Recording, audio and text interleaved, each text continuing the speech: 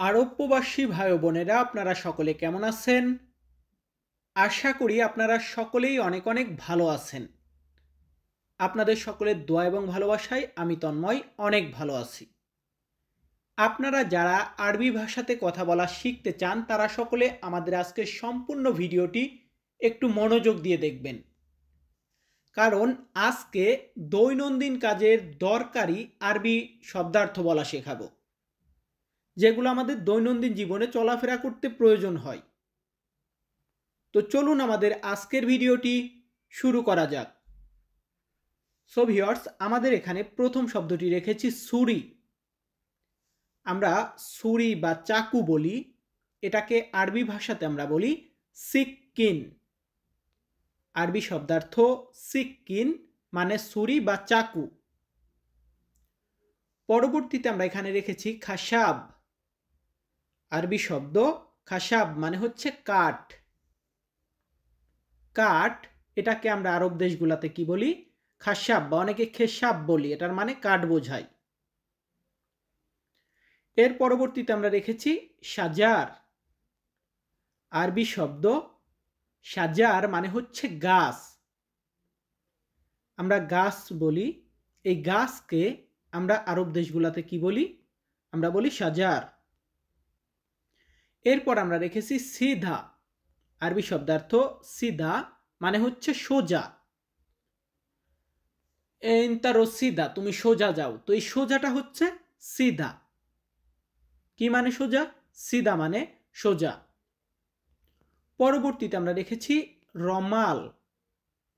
আরবি শব্দ রমাল। রমাল মানে কি? রমাল মানে বালি। বালি, এটাকে আমরা আরব দেশগুলোতে কি বলি? রমাল বলি। আরবি শব্দ রমাল মানে বালি। সো রমালের পরবর্তী শব্দটি এখানে রেখেছি বাত্তানিয়া। আরবি শব্দার্থ বাত্তানিয়া মানে হচ্ছে কম্বল। আমরা যে কম্বল গায়ে দেই, কম্বলকে আরব দেশে আমরা বলি বাত্তানিয়া। পরবর্তীতে আমরা রেখেছি কি? মালাবিস। মালাবিস মানে কাপড়। কাপড় বলতে মহিলারা যে কাপড় পরে সেইটা না, কাপড় চোপড়, এটাকে আরবি ভাষাতে বলা হয় মালাবিস।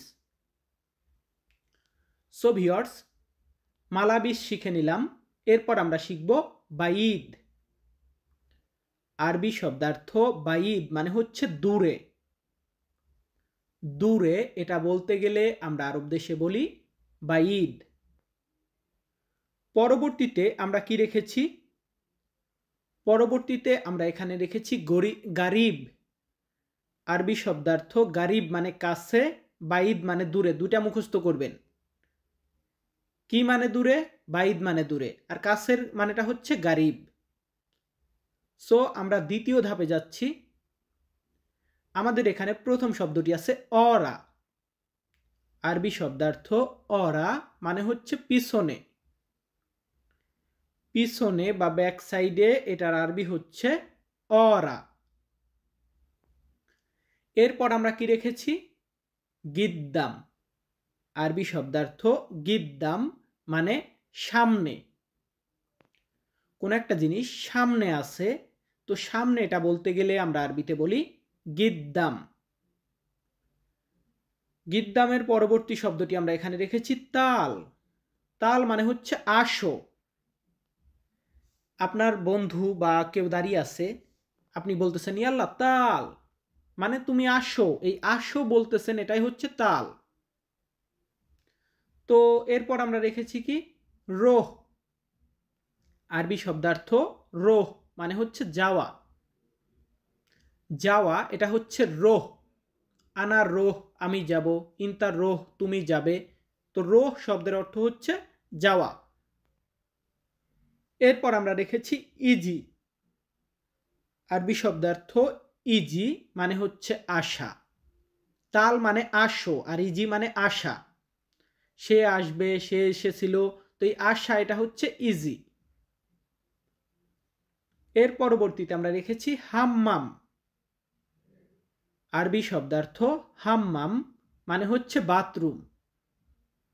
বাথরুম বা টয়লেট, এটাকে আমরা আরব দেশে বলি হাম্মাম।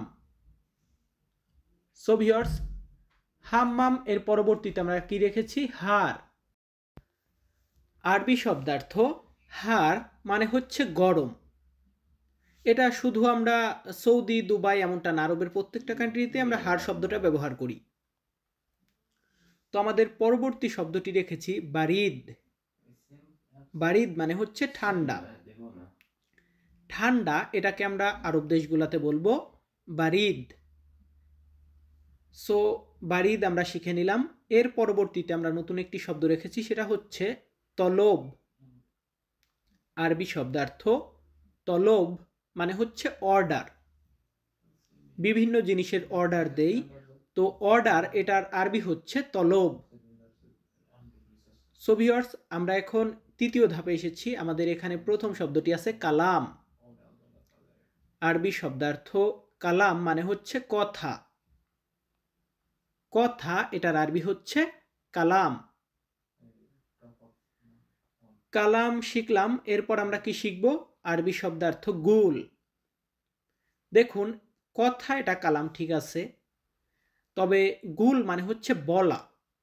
এই যে কথাটাকে আমরা বলি, এই বলা এটা হচ্ছে গুল, আর কথা হচ্ছে কালাম। এরপর এখানে রাখা আছে সবুর। আরবি শব্দার্থ সবুর মানে হচ্ছে ধৈর্য। ধৈর্য এটাকে আমরা আরবি ভাষাতে বলি সবুর। সো আমরা সবুর শিখে নিলাম। আমরা পরবর্তী শব্দটি রেখেছি জিব। আরবি শব্দ জিব মানে হচ্ছে দেওয়া। তো জিব মানে দেওয়া, এটা আমরা শিখলাম। এরপরে আমরা কি শিখব? দেওয়া, ধরুন কোন একটা জিনিস আমাকে দেবেন, দেন, এটা হচ্ছে জিব। আর আমি যে নিলাম ওই জিনিসটাকে, এই নেওয়ার আরবি হচ্ছে খুদ। আরবি শব্দার্থ খুদ মানে নেওয়া, আর জিব মানে দেওয়া। সো আমরা পরবর্তীতে যাচ্ছি। আমাদের পরবর্তী শব্দটি এখানে রাখা আছে মালুম। আরবি শব্দ মালুম মানে জানা বা বোঝা। কোন একটা বিষয় আপনি জানেন বা বোঝেন, জানা বা বোঝা দুইটার আরবি হচ্ছে মালুম। এরপর আমরা রেখেছি সাহি। আরবি শব্দার্থ সাহি মানে হচ্ছে সঠিক। ধরুন আপনি বলতেছেন হাদা সাহি কালাম, এটা সত্য কথা বা সঠিক কথা। তো সাহি মানে সত্য বা সঠিক, দুইটাই বোঝায়। এরপর রেখেছি গলত। আরবি শব্দ গলত মানে হচ্ছে ভুল। ভুল এটাকে আমরা আরবি ভাষাতে বলি গলত। সো ভিউয়ার্স, আমাদের পরবর্তী শব্দটি কি রেখেছি এখানে? আতিনি। আরবি শব্দার্থ আতিনি মানে হচ্ছে আমাকে দাও। কোন একটা জিনিস সরাসরি আমাকে দিতে বলতেছি, যে আমাকে দেন বা আমাকে দাও, এটা হচ্ছে আতিনি। জিব মানে দেওয়া, আর আমাকে দাও এটা হচ্ছে আতিনি। এরপর আমরা রেখেছি আলহিন। আরবি শব্দার্থ আলহিন মানে হচ্ছে এখন। এখন এটাকে আমরা আরবিতে বলবো আলহিন। এরপরে আমরা কি রেখেছি? আলহিনের পরবর্তী শব্দটি আছে আকিদ। আরবি শব্দ আকিদ মানে হচ্ছে নিশ্চিত। নিশ্চিত বা শিওর, এটাকে আমরা আরবি ভাষাতে বলবো আকিদ। আকিদ এর পরবর্তীতে আমরা রেখেছি হোয়েন। আরবি শব্দ হোয়েন মানে হচ্ছে কোথায়। কোথায় এটার আরবি ভাষা হচ্ছে হোয়েন। তো হোয়েন শিখলাম, আকিদ শিখলাম। এরপর আমরা রেখেছি হাব্বা। আরবি শব্দার্থ হাব্বা মানে টুকরা। ধরুন মাংসের টুকরা বা পিস, কাম হাব্বা কত পিস বা কত টুকরা। তো এই হাব্বা শব্দের অর্থ টুকরো বা পিস। পরবর্তীতে আমরা এখানে রেখেছি কাম। কাম মানে কত। হাদা কাম বাইদ, এটা কত দূরে। হাদা কাম ফুলুস, এটা কত টাকা। তো কাম মানে কত বোঝায়। সো কাম আমরা অলরেডি শিখে নিলাম। এরপর আমরা শিখব হাল্লাক। আরবি শব্দার্থ হাল্লাক মানে হচ্ছে সেলুন। আমরা যেখানে চুল কাটাই সেলুনে, সেলুন এটাকে আরবি ভাষাতে বলা হয় হাল্লাক। সো হাল্লাকের পরবর্তী শব্দটি এখানে রেখেছি শুফ। আরবি শব্দ শুফ মানে হচ্ছে দেখা। ইংরেজিতে আমরা লুক বলি, আরবিতে এটাকে শুফ বলা হয়। শুফ মানে দেখা। শুফ আমরা শিখলাম। আর আজকের ভিডিওতে আর কোনো শব্দ রাখি নাই। ভিডিওটা যদি ভালো লাগে, আরব দেশে নতুন আসেন, তাহলে অবশ্যই আমাদের স্মার্ট ল্যাঙ্গুয়েজ কিং ইউটিউব চ্যানেলটি সাবস্ক্রাইব করে রাখবেন।